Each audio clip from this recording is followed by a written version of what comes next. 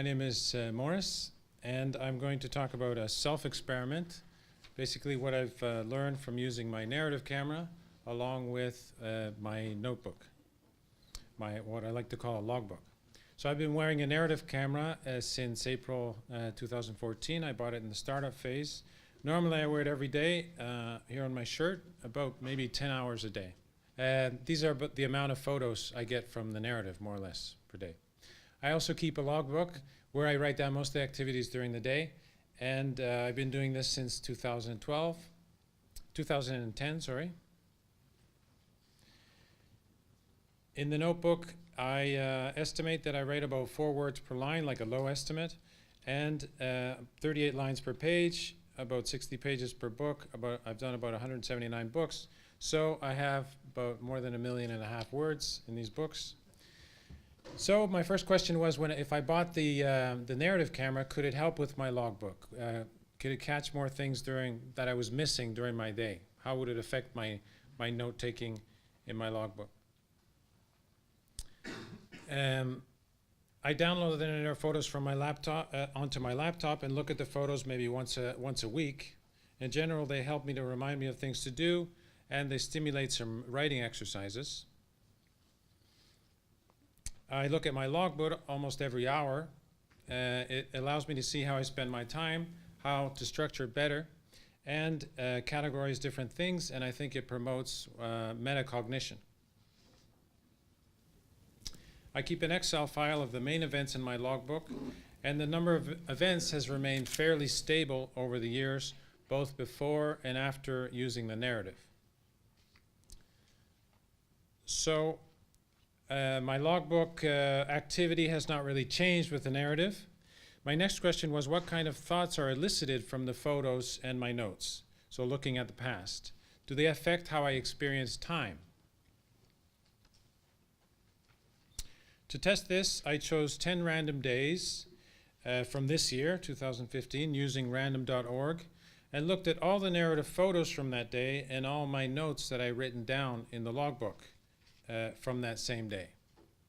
So in other words, during 10 consecutive days in August, I went through all of the photos and notes taken on these days, and then I wrote down, while I was doing this exercise, whatever came to my mind. These are some of the photos, for example, from the random day would be June the 18th. Here I am at work. I'm in my car. This is the inside of my freezer door. This is me with my baby son Liam in the afternoon.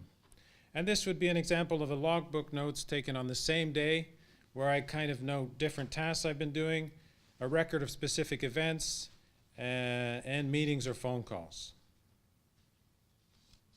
And this is one example of the results of free writing about those photos, in the top part, and the notes. So just writing down what comes to my mind. The whole process of doing both of them took me about 20 minutes for each day. Then I classified the different words I wrote down for each device and found out I could fit them into 4 categories. So I set up an Excel file. So basically all the words fit into either objects, people, locations, or actions. Here's a graph now of the word frequencies in each category using the data from the narrative camera. So most of the photos stir up thoughts about people and about actions that I was doing. Most of the words that I wrote down when looking at the logbook on the 10 random days were about actions, and much less about objects, people, or locations.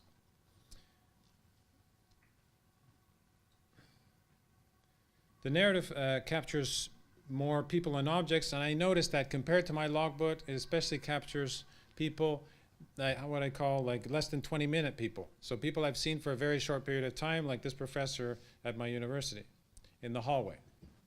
So I realized I could classify most of these past events into brief encounters, which I estimate are less than 20 minutes, more or less, activities that take about an hour, and others that are a bit longer, normally longer than about an hour. Each of these time frames is kind of mapped, in my case, by a different device. So in the logbook, I tend to condense my events and mostly write about actions with a time frame of 20 minutes to 60 minutes. And then the fleeting moments and the more constant background kind of environment are more, I see them or highlighted more by the camera, by the narrative camera. They're mostly forgotten about in my mind and maybe more of my unconscious. Regarding word categories, the events that I mostly write about in my notebook are about actions and less about people, locations, or objects. So those would be from about 20 minutes to 60 minutes. While the categories of words I use to describe the short moments are mostly related to people and much less about specific actions when I go back and look at the photos from the narrative. So they're picking up different things.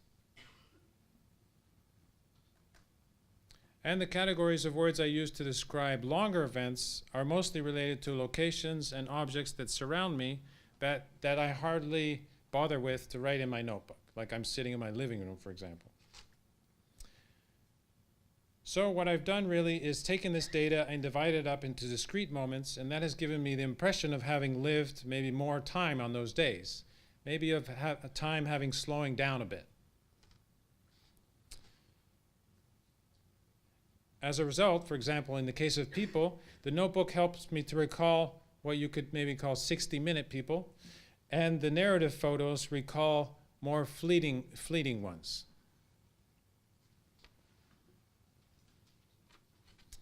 This is a picture taken by a falling narrative camera, which is a good metaphor for how I used to see time, a mix of the past, present, and possibly anxiety about the future, all mixed together. On any given day, with the help of the notebook, I can recall a few more things, but those are still a pretty a narrow range of especially a narrow range in time. While looking at the narrative camera, I can see more distinct events on any given day, things that I tend to forget, and that gives me the impression that the time for each day lasts a bit longer. Thank you very much.